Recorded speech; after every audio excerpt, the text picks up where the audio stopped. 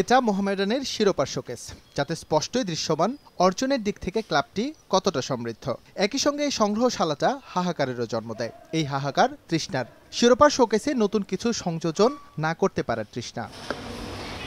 দেশের ক্লাব ফুটবলে মোহামেডানের অবস্থা তাদেরই এই মরচে পড়া বাসটির মতো, যার অবয়বে শুধু অস্তিত্বের জানান।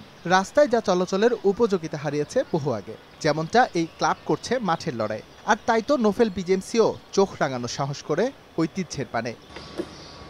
অথচ এমনটা তো হওয়ার কথা ছিল না যে ক্লাবটির পরিচালনা পর্ষদের চোখ বুলালে দেখা যায় দেশের যত সব ধনকুবের তারাই কিনা ভুগে অর্থ সংকটে। সর্বোচ্চ পর্যায়ের ফুটবলে হাজির হয় বাতিল হয়ে যাওয়া আনফিট ফুটবলারদের নিয়ে। এই দায়টা তাহলে কার? ধারাবাহিক ব্যর্থতা হলে তো অবশ্যই এখানে পরিবর্তন, আমি মনে করি যে পরিবর্তনের প্রয়োজন আছে। ক্লাব কর্মকর্তা এখন যারা আছেন তারাও তো একটা ইনিশিয়েটিভ নিতে পারে, যে কেন আমাদের এই ব্যর্থতাটা কেন হচ্ছে।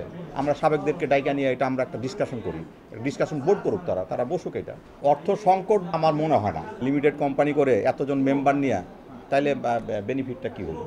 সবশেষ 2011 সালে নির্বাচন হয়েছিল মোহামেডান স্পোর্টিং ক্লাবের পরিচালনা পর্ষদে। এরপর নানা অনিয়মে তা স্থবির হয়ে আছে 8 বছর। বিষয় এতটাই জটিল যে নির্বাচন ইস্যু গড়িয়েছে আদালত পর্যন্ত। এটা এখন শেষ ভরসা। সেখান থেকে রায় আসলেই নাকি হবে নির্বাচন, নতুন কমিটির অধীনে কেটে যাবে হতাশার কালো মেঘ। আমাদের এই নির্বাচন তখন অনুষ্ঠান না করাতে আমাদের প্রতিপক্ষ কোনো একজন এটা আদালতে একটা কেস করেছিল। আমরা মাঝেও একবার চেষ্টা করেছিলাম, কিন্তু বিগত ইলেকশনের আগেও সর্বশেষ 2018 নির্বাচনের সময় এইটার আমরা কমপ্লিট করতে পারিনি পুরো প্রক্রিয়াটা।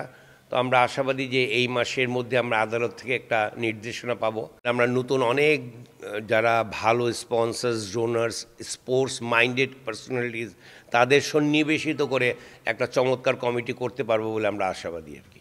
যেভাবেই হোক সুদিন ফিরুক মোহামেডানে, সাদা কালোই রঙিন হোক দেশের ক্লাব ফুটবল, যার সুফলটা ভোগ করি আপনি, আমি, আমরা সবাই।